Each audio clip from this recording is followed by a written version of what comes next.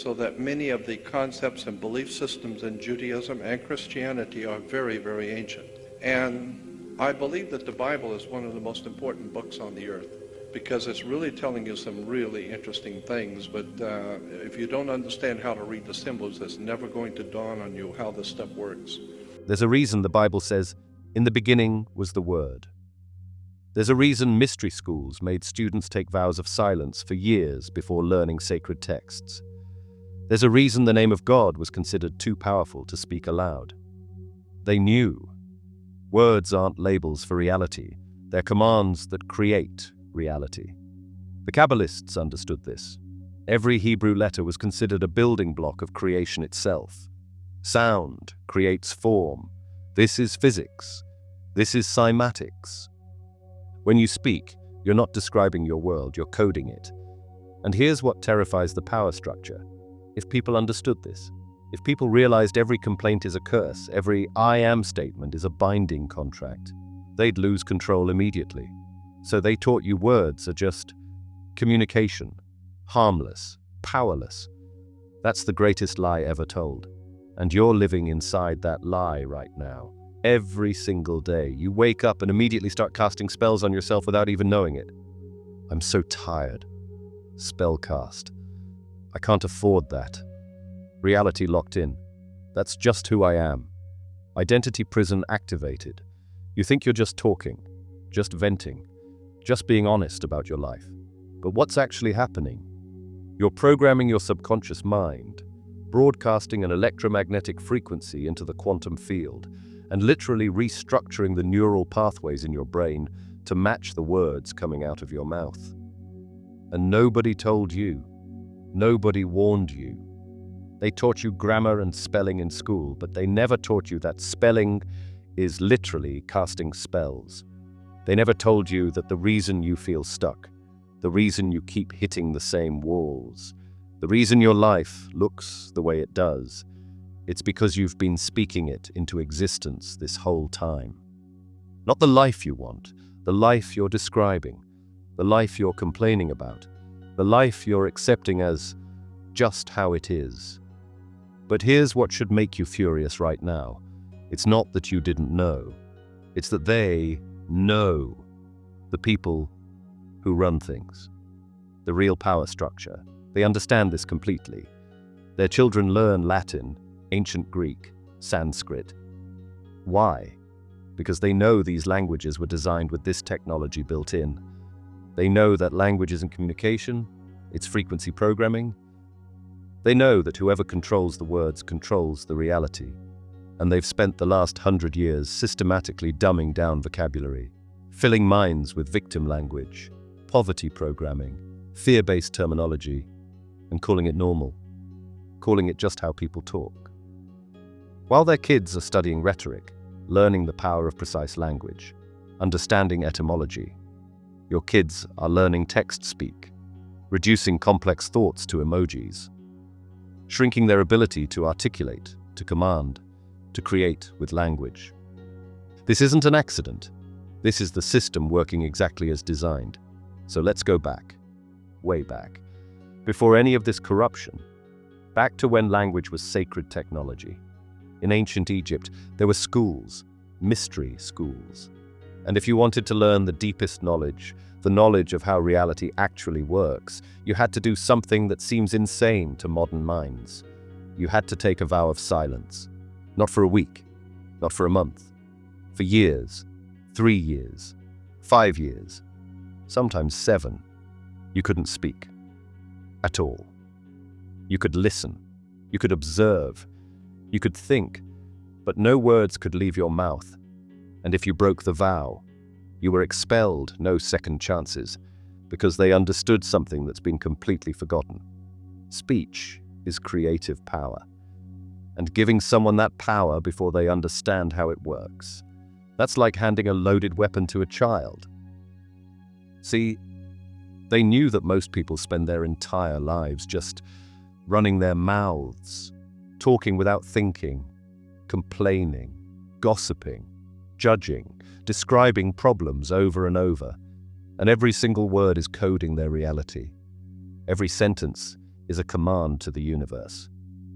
So before they would teach you the sacred texts, before they would show you how reality actually bends to consciousness, they needed to know you could control the most dangerous weapon you possess: your tongue. Think about that for a second. In modern culture, we celebrate people who speak their mind. We value self-expression above almost everything. But the ancients, they valued silence first, because they understood that words without awareness are curses. Random speech is chaos magic, and you're the one it's affecting. Here's what happens when people go through something difficult: money problems, relationship problems, health problems. And there's this habit, you probably have it too, where you call your friends and just download. You know what that is, right? Just talk through all the stress. Get it off your chest. People think they're processing.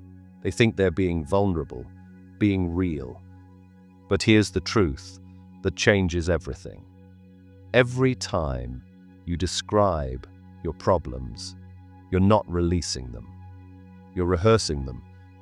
You're telling your subconscious mind to make this your reality again tomorrow. Think about it. How many times does the average person tell the same problem story in one day? 3 times? 5 times? 7 times? They've cast the same limitation spell on themselves multiple times before lunch. The mystery schools knew this.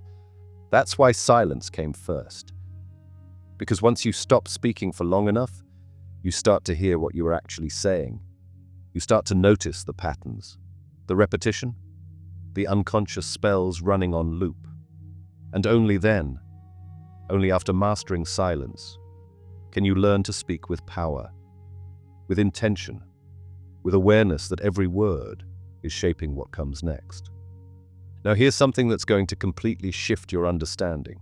The Kabbalists, these are the Jewish mystics, the people who studied the deepest mysteries of the Torah.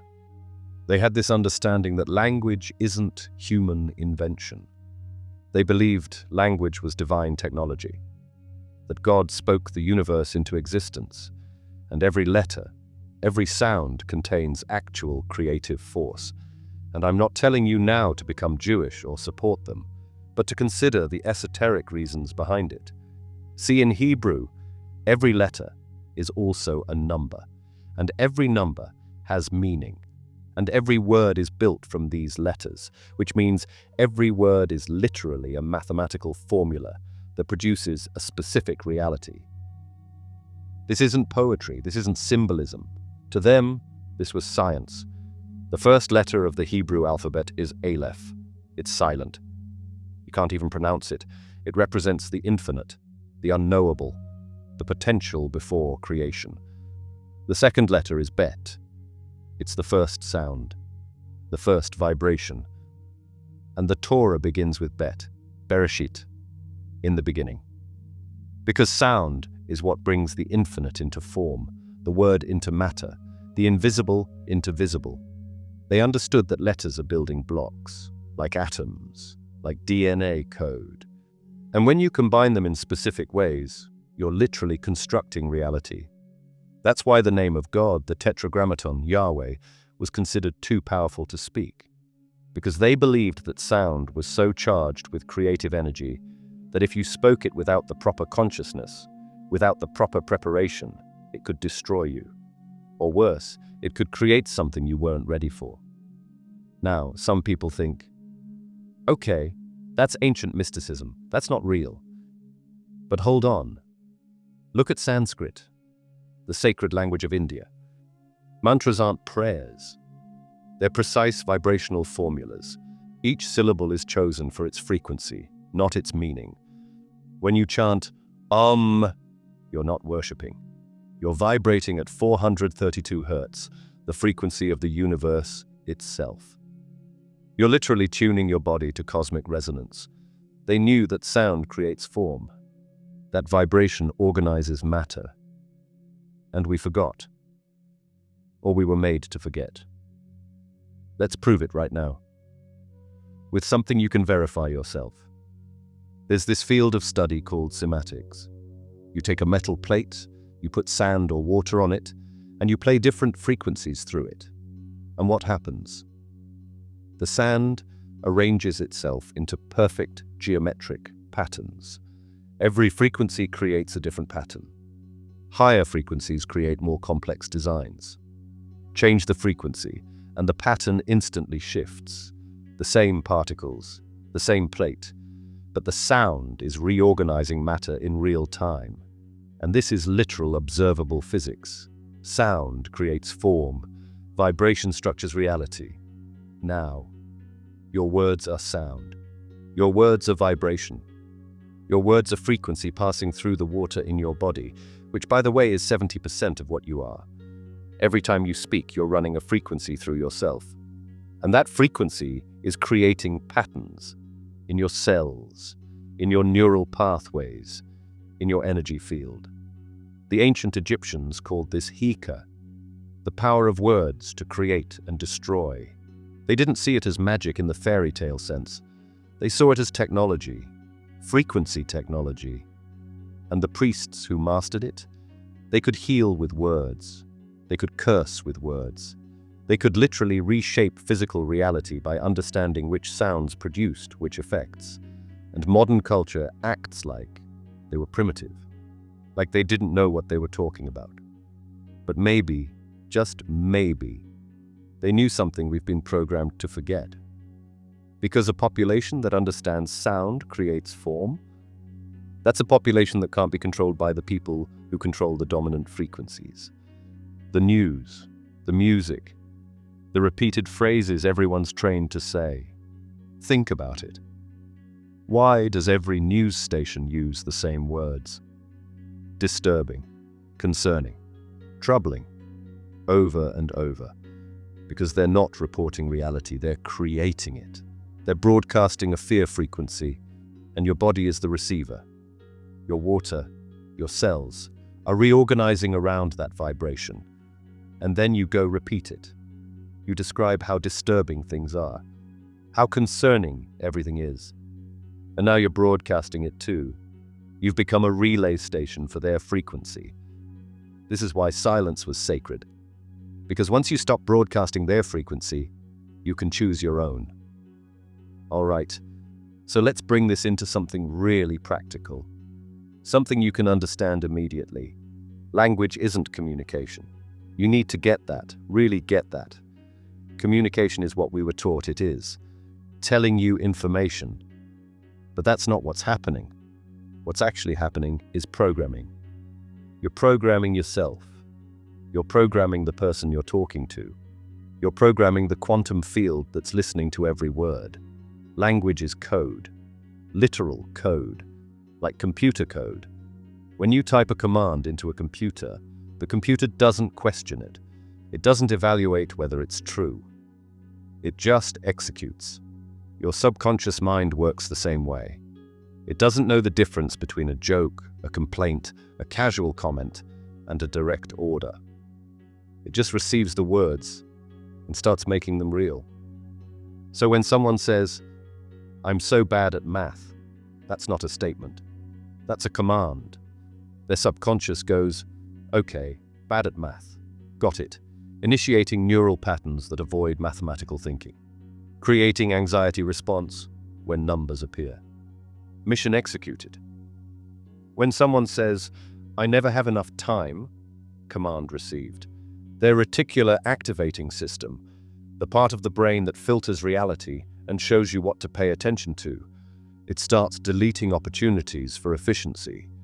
It starts magnifying every delay. It starts proving them right.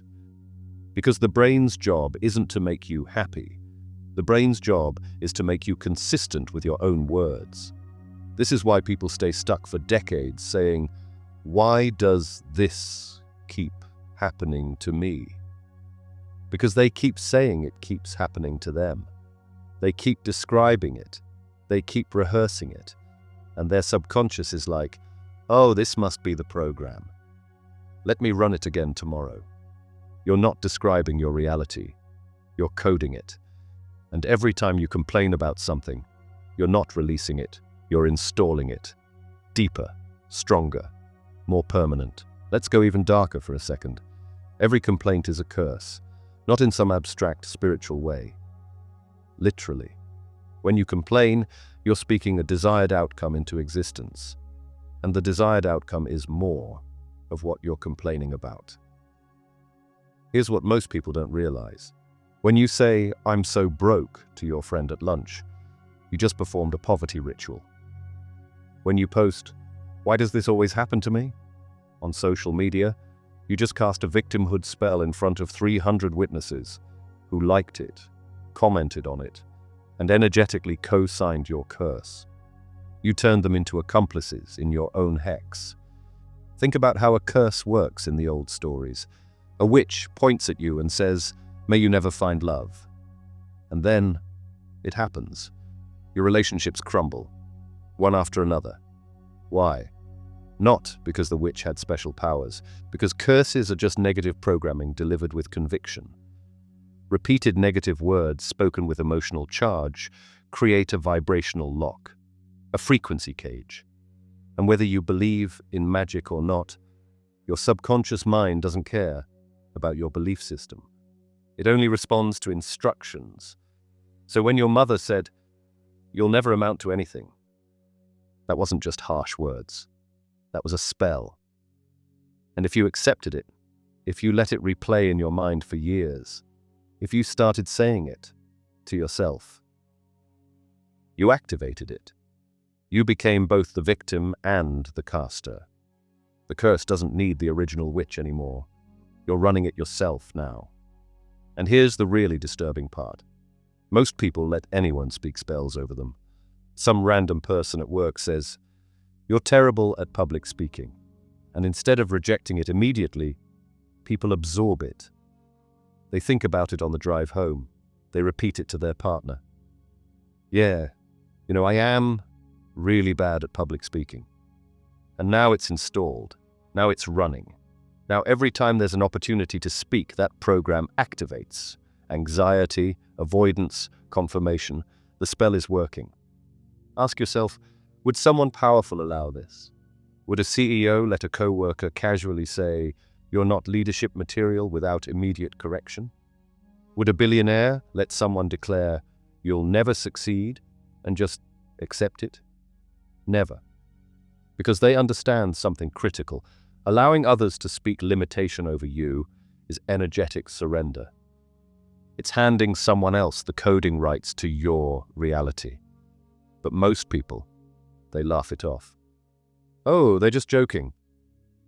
It's not that serious. Words can't hurt me. Meanwhile, the subconscious is recording everything. It doesn't know jokes from commands. It's writing every negative declaration into your operating system and executing it tomorrow. So when your friend says, "You always seem to be struggling," they just cursed you. Doesn't matter that they meant well. Doesn't matter that they were just making an observation. The words entered your field. And if you didn't immediately reject them, if you nodded and agreed, you just accepted a struggling spell as your truth. When you say, "I'm so unlucky," curse, direct curse, self-inflicted. "This always happens to me," curse. You're not describing a pattern, you're commanding it to continue. "I'll probably fail," curse. You just told your future self what to expect. And your brain is already preparing neural pathways to make it happen. And the worst part? Nobody had to put a hex on you. You're running your own curse programming multiple times a day and calling it being real. You've been casting spells on yourself for free. Nobody had to pay a witch. Nobody had to perform a ritual. You did it yourself, with your own mouth, with your own agreement. This is why people stay stuck for decades. Not because they're unlucky, not because they're cursed by some external force, because they let others speak spells over them without protection. Because they speak curses over themselves without awareness. Because they defend their right to complain, not realizing that every complaint is a hex. Every negative declaration is an incantation, and repetition is what makes magic stick. You want to know the real black magic? It's not in some dusty grimoire. It's in your daily vocabulary. And you've been practicing it your whole life. They're running their own curse programming multiple times a day and calling it being real. There's this thing in neuroscience called the negativity bias. The brain is wired to focus on threats, on problems, on what could go wrong. It's a survival mechanism. But when you ADD language to that, when you put the threat into words and repeat it, you're not just noticing danger, you're summoning it. You're telling your brain, this is important, this is real. Make sure this keeps happening. Here's a perfect example. There are people who always say, nothing ever works out for me. Watch them for a month. And you know what? They're right. Every single thing seems to fall apart. But here's what's actually happening. They're not cursed by fate. They're running a program. Every time they say those words, their subconscious is scanning for failure. Their RAS is filtering out the successes and highlighting everything that goes wrong. And when something does go wrong, their subconscious goes, yes, this confirms the program. This is what we're looking for. And they say it again. Nothing ever works out for me. Self-fulfilling prophecy isn't just a concept. It's a mechanism. You prophesy, reality fulfills. And the prophecy is whatever you keep saying. So if someone's constantly complaining about money, about their job, about their health, about their relationships, they're not venting. They're not being honest. They're cursing themselves. And the curse will keep working until they break the spell, which means they have to stop speaking it. Now let's talk about the most powerful phrase in human language. 2 words. I am. When someone says I am, they're not describing themselves. They're defining themselves. They're telling the universe, their subconscious, and every cell in their body, this is who I am. And reality bends to match it. Not eventually, immediately. In the Bible, when Moses asks God what to call him, God doesn't say, I'm nice, or I'm powerful. God says, I am that I am. The ultimate declaration of existence. Pure being, pure creative authority. And then God says, tell them I am sent you. Because I am is the name of the creative force itself. Now, humans are made in that image. They have that same creative force. Every time someone says I am, they're using the most powerful combination of words available. They're collapsing infinite possibility into one identity, and their brain, their body, their energy field, they all align to make that identity real. So when someone says, I am broke, they're not reporting their bank balance. They're commanding their identity to be broke. Their RAS starts filtering out money opportunities. Their subconscious starts sabotaging financial progress. Their energy field starts broadcasting a broke frequency. And people feel it. Opportunities avoid them. Money moves away from them. Not because they're unlucky, because they told the universe that broke is who they are. When someone says, I am anxious, they're not experiencing a temporary feeling. They're claiming anxiety as their identity. They're putting on the anxiety costume and telling reality, this is me now. Match everything to this. And their body listens. Cortisol production increases, heart rate elevates, muscles tense, thoughts spiral. Because they said, that's who they are. Here's what's wild. The subconscious mind doesn't know the difference between you saying something and you hearing yourself say something. When you speak, you're the first person hearing those words. And the brain treats your own voice as the most authoritative voice in your life. So every I am statement is root-level programming. Administrator access, direct to the operating system. Neville Goddard, one of the greatest teachers of manifestation, he said, whatever you attach to I am, you become. And he was right. Not in a motivational poster way, in a this is how the mechanism works way, because I am is the command prompt. Everything after it is the program. So here's the question. What have people been saying after I am today? This week? This year? Because that's not personality, that's programming. And it can be changed the second someone becomes aware of it. And that's why this is dangerous. That's why they don't teach this in schools. Because imagine if everyone understood that I am is cosmic authority. That every time you claim an identity, you're activating a universal contract. You can't control a population that knows this. You can't keep people poor who refuse to say, I am broke. You can't keep people sick who won't claim the illness. You can't keep people powerless who understand they're literally speaking their reality into existence every single day. So what did they do? They corrupted language. They filled it with powerless phrases. They taught people to describe limitation as honesty. They normalized victim language and called it being real. They convinced everyone they're just talking about their life, when what they're actually doing is casting spells. And here's the thing. They know you're doing it. The power structure knows. The people who run things understand linguistic programming completely. Why do you think advertising is a trillion-dollar industry? Why do you think they test every word in political speeches? Why do you think corporations spend millions on branding language? Because they know.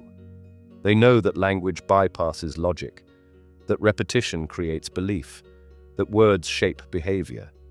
They've been programming people since birth with life is hard, money doesn't grow on trees.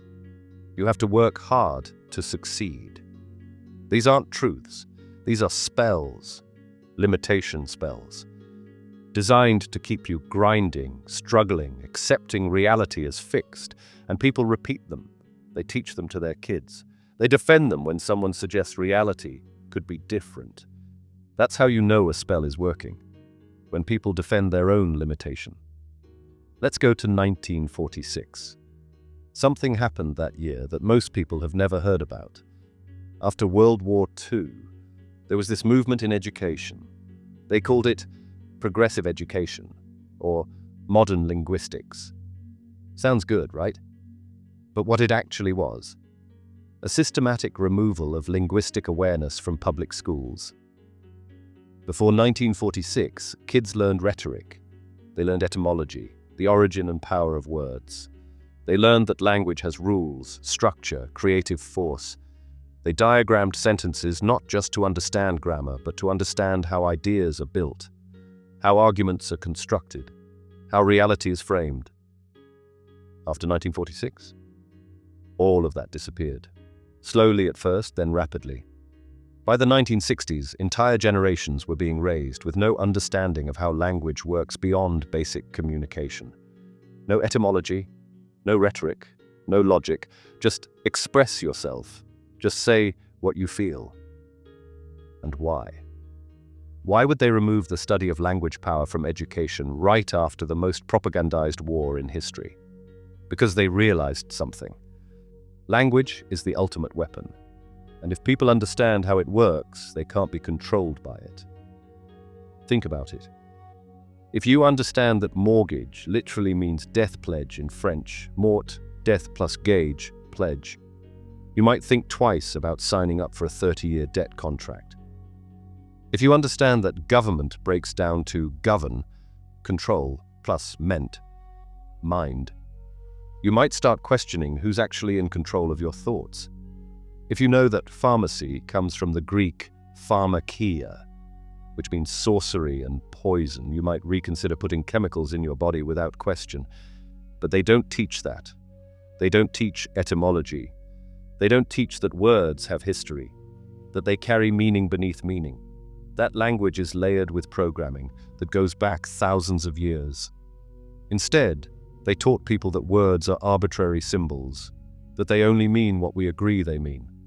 That language evolves, and nothing really matters as long as you get your point across. And that's the spell. The meta spell. The spell that makes you think spells don't exist. Meanwhile, and this is what should really make you furious, elite children are learning Latin, ancient Greek, Sanskrit. Not because these are dead languages, because these are precise languages.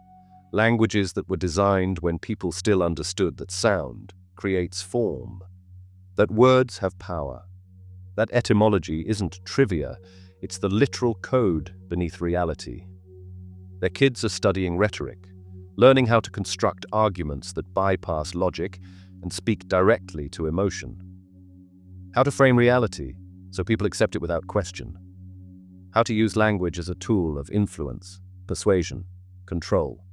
Your kids are learning text speak, how to communicate in 280 characters, how to reduce complex ideas to emojis, how to scroll, react, move on, without ever thinking deeply about what words they're consuming or producing. This isn't an accident. This is strategy, because the ruling class understands something you were never taught. Language is the source code of civilization. Whoever controls language controls thought. Whoever controls thought controls behavior. Whoever controls behavior controls reality. And they want you speaking the corrupted version, the powerless version, the version that keeps you complaining, consuming, obeying, and never realizing you've been spellcasting yourself into limitation your entire life. All right, let's make this real for you. In the early 2000s, there was this Japanese researcher named Dr. Masaru Emoto. He did these experiments with water that absolutely shook the scientific community, at least the ones paying attention. He took purified water, divided it into containers, and exposed each container to different words. Written words, spoken words, words taped to the containers. One container had love and gratitude. Another had, "You disgust me." Another had, "Thank you." Another had, "You fool." Then he froze the water and examined the ice crystals under a microscope. And what he found? The water that was exposed to positive words, love, gratitude, thank you, formed perfect, symmetrical, beautiful crystalline structures. Gorgeous geometric patterns, like snowflakes, like sacred geometry. The water exposed to negative words? Chaotic, broken, distorted, ugly, incomplete patterns.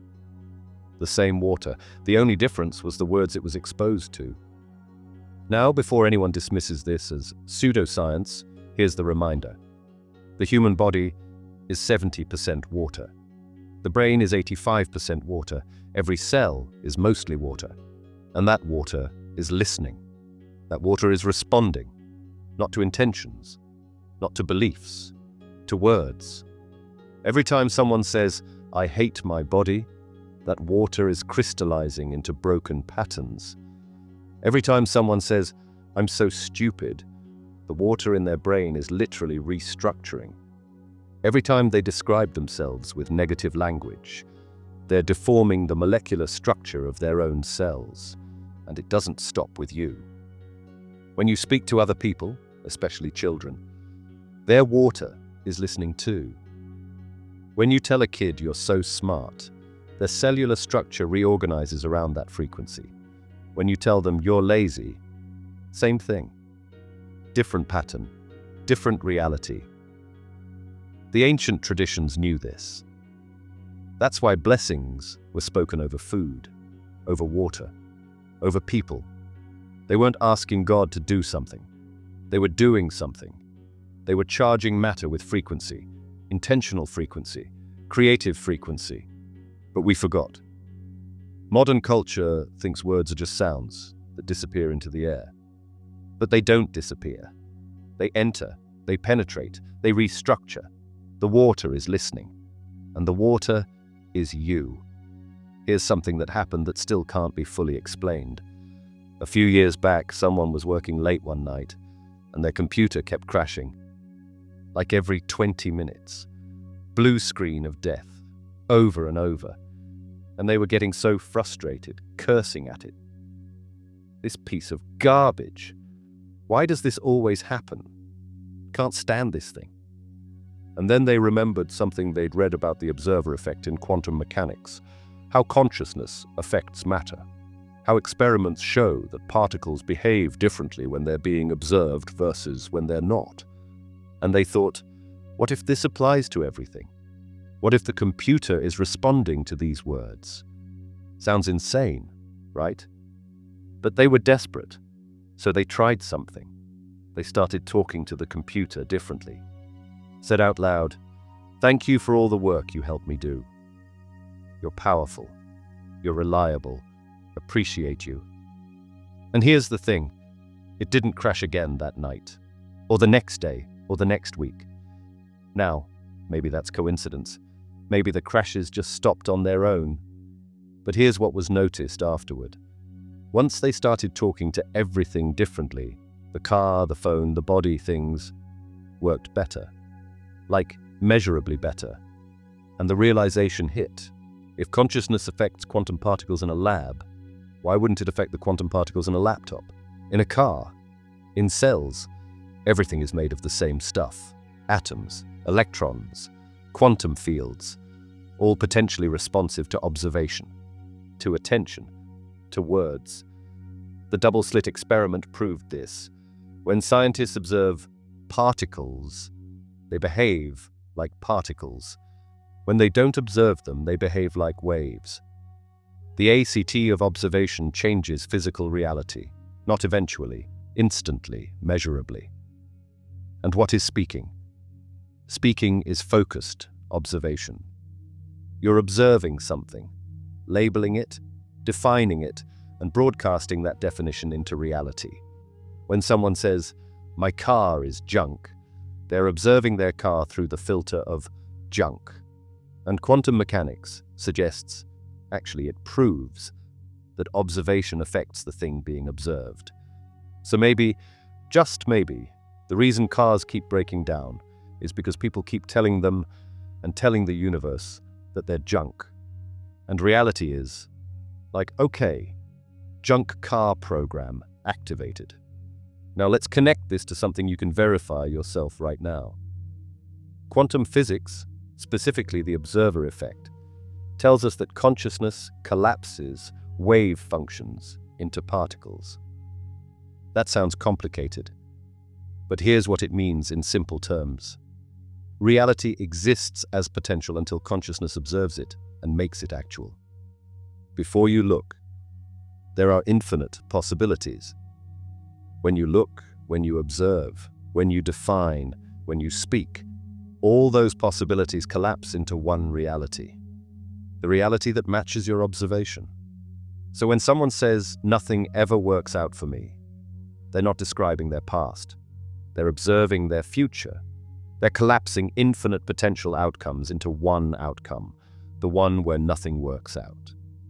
And their brain, which is wired to prove them right, will make sure that's what they experience. This is why affirmations sometimes work and sometimes don't. If someone's saying, "I am wealthy," but they don't believe it, they're not really observing wealth. They're observing the gap between where they are and where they want to be. And that gap becomes their reality. More gap, more lack, more proof they're not there yet. But when someone observes something as done, when they speak from the reality they want as if it's already collapsed into form, that's when things shift. Because they're not hoping. They're not wishing. They're observing. They're defining. They're using consciousness to collapse quantum possibility into specific reality. The ancients didn't have particle accelerators. They couldn't measure wave-particle duality. But they understood this principle. That's why mantras are in present tense. That's why incantations are declarative, not hopeful. Because they knew. You don't ask reality to change. You observe it as already changed. And reality adjusts to match your observation. Words are the observation tool. And whatever you observe, you create. All right, let's talk about something that's going to make you uncomfortable. The word spelling. As in how you spell words. Why is it called spelling? Why not word construction or letter arrangement? Why spelling? Because when you're learning to spell, you're learning to cast spells. You're learning which letters, which symbols combine to create which effects. You're learning the code, the sequences, the formulas. In medieval times, grimoires, spellbooks, were written in specific languages. Latin, Hebrew, ancient Greek. Why? Because those languages had power. The people who could read those languages had power. The people who could spell in those languages could cast spells, literally. And when you can spell correctly, when you know the precise arrangement of letters, you can activate the frequency that word contains. You're not just writing, you're encoding. You're programming reality with symbols that carry vibrational charge. Now think about modern education. They've made spelling seem arbitrary, like there's no reason through is spelled that way, like language is just convention. But that's the illusion. That's how they hide the power of it. Because if people understood that every word is a spell, that every letter carries frequency, that correct spelling is correct spell casting, they'd be dangerous. They'd understand that when they write "I can't," they're encoding limitation into reality. When they write "I am," followed by anything, they're activating a cosmic contract. When they put words on paper, they're not journaling, they're scripting. They're writing the code for tomorrow's reality, and they don't want you to know that.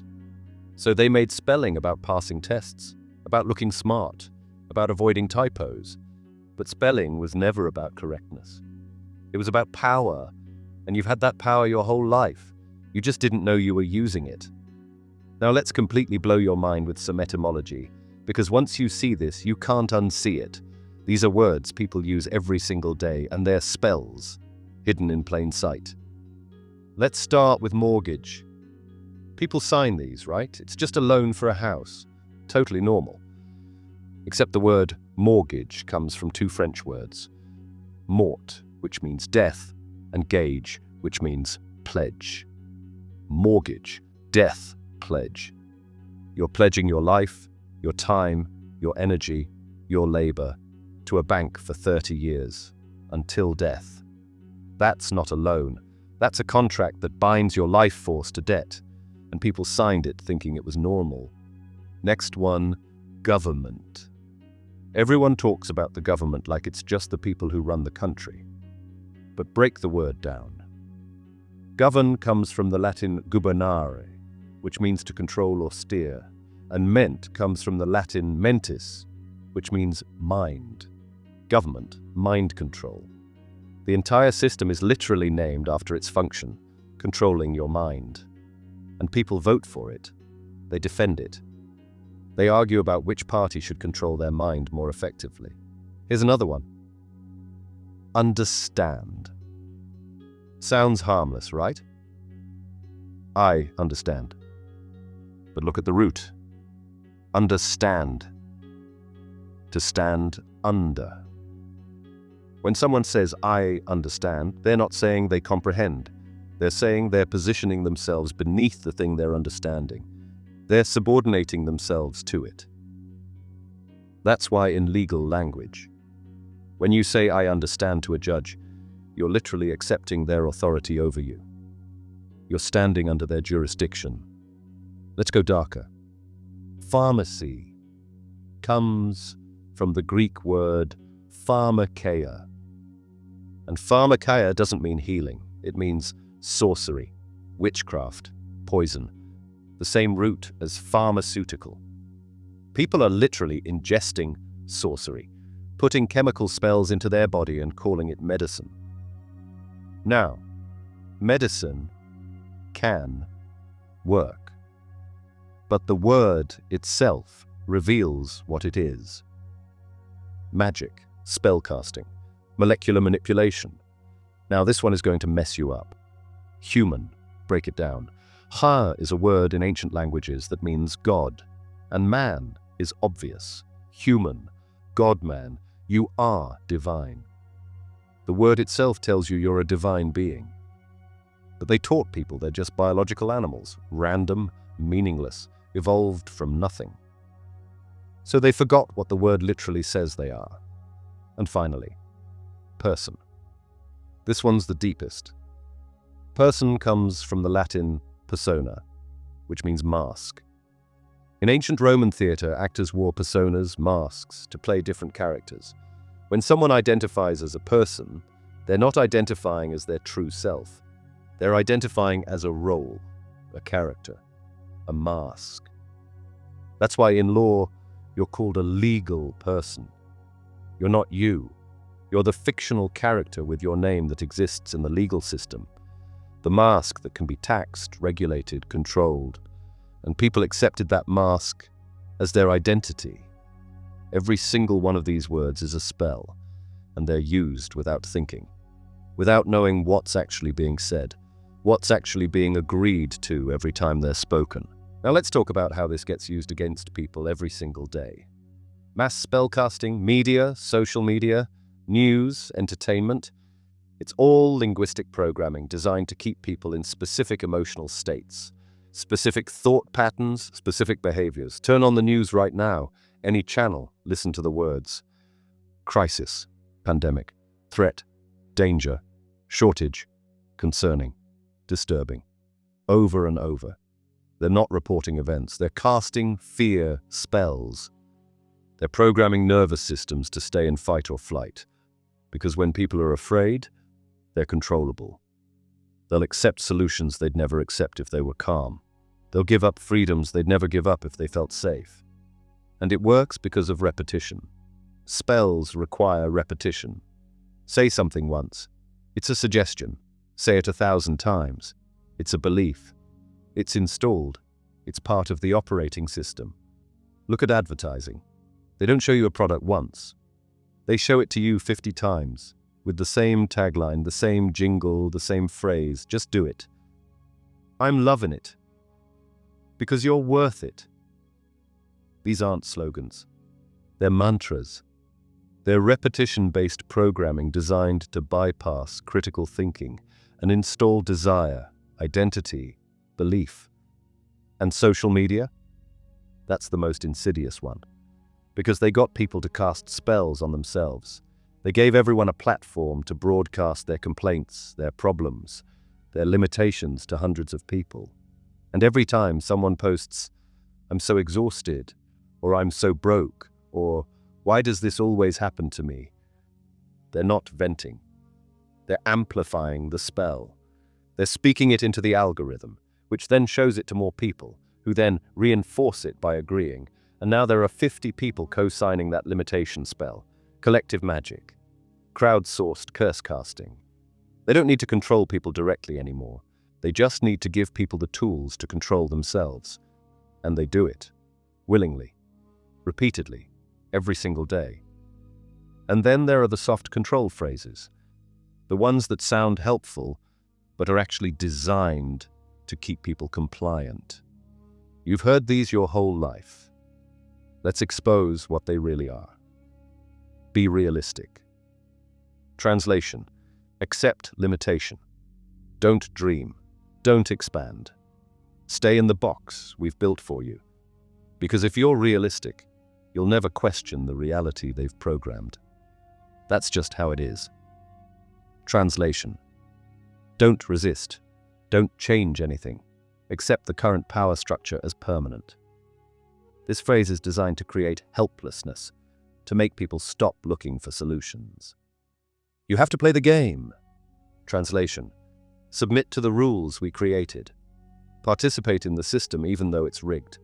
Because if you're playing the game, you're not questioning the game itself. Money doesn't grow on trees. Translation: accept scarcity. Accept that abundance is impossible. Accept that you have to struggle. This is a poverty spell disguised as practical wisdom. It is what it is. This is the ultimate surrender phrase. It sounds zen. It sounds accepting. But what it actually is? Linguistic submission. It's teaching people to stop creating and start accepting. And acceptance of unwanted reality is the death of creative power.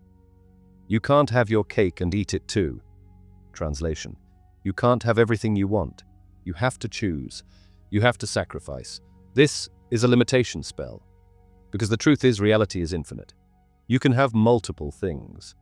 But if people believe this phrase, they'll sabotage themselves every time they get close to having it all. These phrases are in everyone's vocabulary, said without thinking.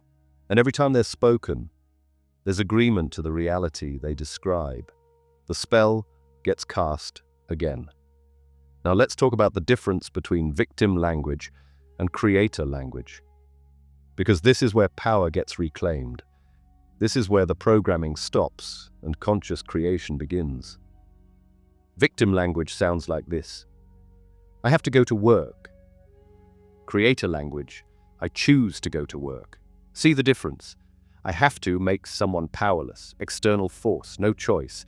I choose to restores agency. Might be going to the same job, but energetically, mentally, you're in a completely different reality. One where there's control. Victim. I can't afford that. Creator. I'm choosing to allocate my resources elsewhere right now. Victim.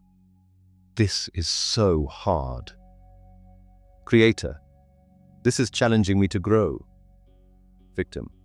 Why does this always happen to me? Creator. What is this teaching me? Victim. I'm so stressed. Creator. I'm processing a lot right now. Victim. I have no time. Creator. That's not a priority for me right now.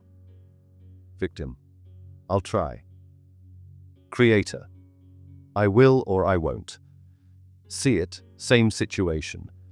Different spell, different reality created by the words being used to define it. And here's the thing. The subconscious doesn't care about the external situation. It only cares about the language being used to define it. Change the language, and you change the internal experience. Change the internal experience, and you change the actions taken. Change the actions, and you change the results. Victim language keeps people stuck because it removes power. It makes them the effect, not the cause. Creator language restores power because it creates responsibility. Not in a blaming way, in a responsible way. Able to respond, able to choose, able to create. And the elite? They speak creator language exclusively. They say, we're going to make this happen. Not, we'll try.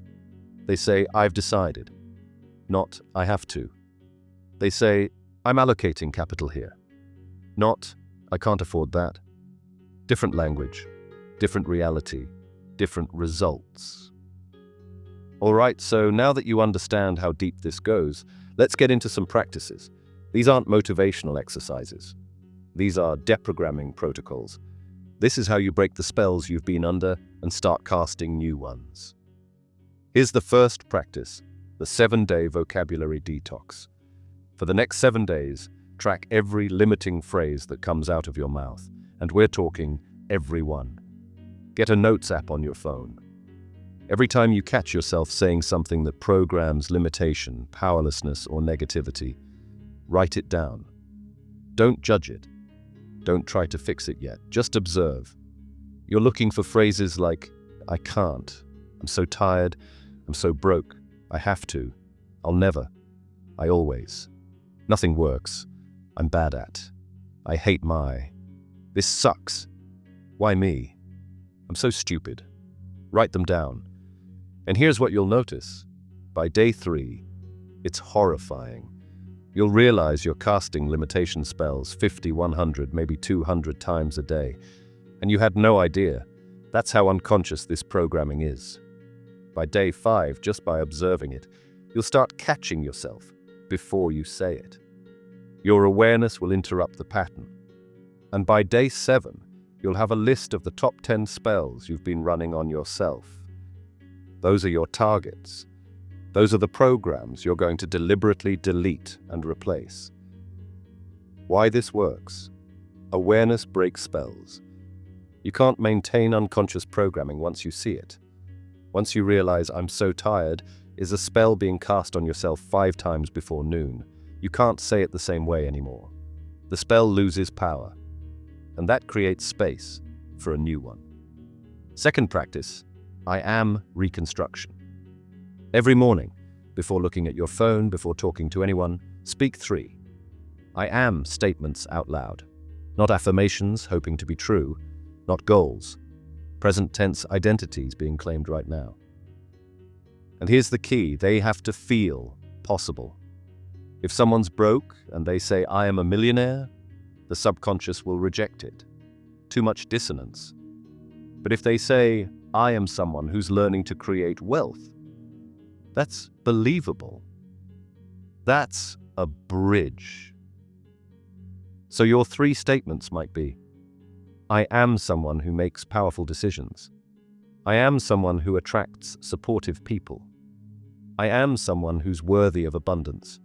Say them out loud, with conviction, like you're telling reality who you are, because you are. This isn't pretending, this is defining, and definition creates reality. Do this for 30 days straight. Same 3 statements every morning. Watch what happens. Watch how behavior shifts. Watch how opportunities start appearing that match those identities. Because the RAS, the reticular activating system, will start filtering reality to prove those statements true. It's wired to make you consistent with I am declarations. Why this works? The subconscious mind accepts repetition as truth. Repeat something enough times with emotional charge, and it becomes the operating system. The elite know this. That's why they drill mantras into their kids from birth. I am a leader. I am powerful. I am destined for greatness. Not as motivation, as programming. 3rd practice, morning reality decree. This one's more advanced, but it's incredibly powerful. Every morning, speak your entire day into existence before it happens. Describe your day in past tense, as if it already occurred exactly how you want it. Here's an example. Today was an incredible day. Woke up energized and clear. Every conversation was productive and positive. Money flowed easily. Felt confident and capable in everything done. Attracted exactly what was needed. Went to bed grateful and fulfilled. Not hoping this happens, not asking for it, declaring it, observing the day as already complete. And according to quantum mechanics, that observation collapses possibility into reality. Now, will everything go exactly as declared? Maybe not. But here's what will happen. The brain will filter experiences through that declaration. It will highlight the things that match and downplay the things that don't. You'll feel like you had a good day because you pre-programmed yourself to observe it that way. And over time, this changes actual results. Because you start taking actions that align with someone who has great days. You start avoiding behaviors that conflict with the reality declared. You become the person who experiences what you're describing. Why this works? You're using the observer effect. You're defining reality before it unfolds, and consciousness has been proven to affect outcomes. This isn't magic. This is applied quantum mechanics. Spoken reality precedes manifested reality. 4th practice, etymology investigation. Pick 5 words you use all the time, words you've never questioned, and look up their etymology, their origin, what they actually mean beneath the surface meaning. Use etymonline.com. It's free. Type in the word and see where it comes from. What it used to mean. What culture created it. Because when you understand what you're actually saying when you use that word, you can decide if you still want to use it. For example, maybe someone always says, I'm depressed. Look up, depress. It means to press down, to push below the surface, to suppress. When they say, I'm depressed, they're not describing a feeling.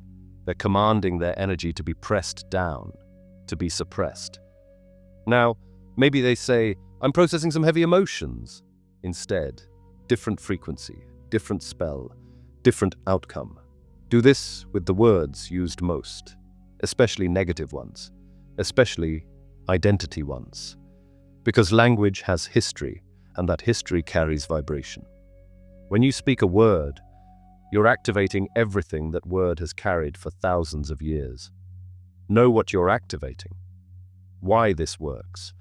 Knowledge is power. Once you see the spell inside the word, you can't cast it unconsciously anymore. You'll either choose to use it with full awareness of what you're doing, or you'll choose a different word. Either way, you're awake. You're in control. 5th practice, linguistic shield. This is protection magic. Because you're not the only one casting spells. Other people are casting them at you all day long. Negative comments, limiting beliefs, fear-based language. And if you're not careful, you'll absorb it. So here's what you do. When someone says something to you that carries negative programming, you can't do that. That's impossible. You're not smart enough. Be realistic. You don't argue with them. You don't internalize it. You shield. In your mind, say, that's not my spell, rejecting that reality, and visualize their words bouncing off you. Not hitting, not entering, not affecting. Then immediately replace it. Speak your own counterspell. Out loud if you can. Silently if you can't. Capable of anything committed to. My reality is limitless. I define what's possible for me. This isn't denial. This isn't toxic positivity. This is protection. You're protecting mental and energetic space from programming you didn't consent to. Because other people's words do affect you, but only if you let them in. Why this works? Energy follows attention. When you give attention to someone else's limitation spell, you activate it in your field. When you consciously reject it and replace it with your own truth, you maintain sovereignty. You stay in your own frequency instead of absorbing theirs. Sixth practice, gratitude rewire. This is the fastest way to shift frequency and the language coming out of your mouth. Every night before bed, speak 10 things you're grateful for. Not things you should be grateful for. Things you actually feel grateful for. And you have to say them out loud. Grateful my body carried me through today. Grateful for a place to sleep. Grateful someone smiled at me. Grateful to be learning this. Simple, real, specific. Here's what happens. Gratitude language is high frequency. It's creative language. It's abundance language. And when you make it the last thing you say before sleep, it programs the subconscious overnight. The brain processes the last thoughts before sleep all night long. So if the last thing done is complaining about the day, you're programming limitation while you sleep. If the last thing done is speaking gratitude, you're programming abundance while you sleep. And in the morning, wake up different. First thoughts will be different. Energy will be different. And the words coming out all day will be different. Why this works? Gratitude is the opposite of victim consciousness. When you're grateful, you can't simultaneously be powerless. Gratitude says, have something, received something, experiencing something good. That's creator language. That's the frequency that attracts more things to be grateful for. Do this every night for 30 days and watch reality shift.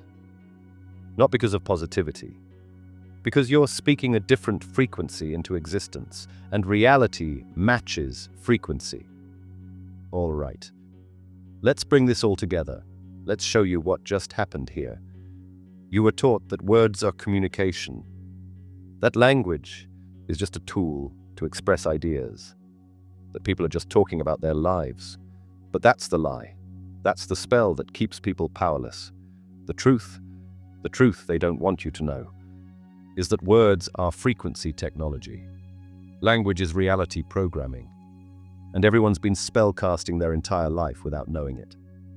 Every complaint, a curse, every I can't, a limitation spell, every I am followed by something negative, a cosmic contract binding them to that identity. But people weren't broken. They weren't unlucky. They weren't cursed by someone else. They were speaking corrupted language that was deliberately filled with victim programming, scarcity mindset, fear-based terminology. And they inherited it, learned it, repeated it, made it their operating system. The ancient civilizations knew this. The mystery schools taught it.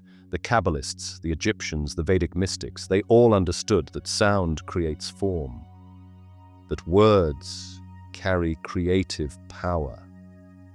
That language is the interface between consciousness and reality, but that knowledge was suppressed, hidden, removed from education, replaced with Words are just symbols and language is arbitrary. Because if people understand that every word is a spell, they become ungovernable. They can't be controlled by the news.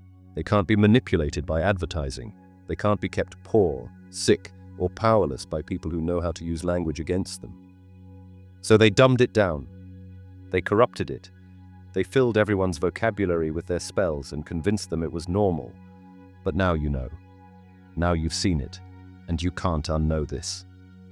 So here's the mantra. The one thing to remember from this entire video, say it. Words are spells. Every sentence is a contract. Every conversation is a ritual. And you are the one speaking. That's it. That's the truth. You're not a passive observer describing reality. You're an active creator coding reality with every word that comes out of your mouth. And once you accept that, once you take responsibility for that, everything changes. You stop blaming external circumstances. You stop waiting for permission. You stop repeating the same limitation spells and expecting different results. You become deliberate, conscious, awake. And that is what terrifies the power structure. A population of people who know they're speaking their world into existence. That's a revolution, a quiet one, a vibrational one, but a revolution nonetheless. So here's what's needed from you. If this video resonated, if something in you knows this is true, like this video, seriously, the algorithm suppresses this kind of content. It doesn't want people finding this. It doesn't want this information spreading, so every like tells the algorithm, no, people need to see this. You're not just supporting the channel, you're breaking the suppression spell. Second, leave a comment. Just one word or phrase you're cutting out of your vocabulary starting right now. I can't. I'm broke. I'm so tired. Whatever your biggest limitation spell is, declare that you're done with it, publicly, because when you declare it, you commit to it, and commitment is magic. And finally, subscribe, because this is just the surface layer, the entry point. There are videos on this channel that go so deep into reality creation that most people aren't ready for them yet, but you are. You just proved it by watching this far. There's a video that breaks down exactly how to reverse engineer your subconscious programming in 21 days. Another one that reveals the specific frequency patterns that collapse quantum possibilities into physical money. There's one on the ancient Egyptian technique of speaking in reverse, how to program your future by describing it as if it already happened. And another on why the elite use Latin phrases in their contracts and mission statements. It's not tradition, it's activation code. How to use silence as a weapon against other people's spells. The real reason they removed grammar from schools in 1946. It's all here, waiting. But only if you're subscribed, because the algorithm buries this content. It doesn't want this spreading. Every video on this channel is a piece of forbidden knowledge that was deliberately hidden from public education. This isn't motivation. This isn't inspiration. This is instruction. This is the manual they never gave you. You're not the same person who started watching this video. You've been initiated. You've seen behind the curtain. You understand now that language isn't neutral. Language is power. And you've been wielding that power unconsciously your entire life. But not anymore. Now you know. And knowledge is the first spell you cast to break all the others. The question is, how deep are you willing to go? Because once you see how reality actually works, once you understand that you've been speaking your world into existence this entire time, there's no going back to unconsciousness. You either keep learning and reclaim your power, or you go back to sleep and let them keep programming you. The other videos are there, the knowledge is ready. The only question is whether you're ready for it. Subscribe, dive deeper, and go speak your world into existence. See you in the next video.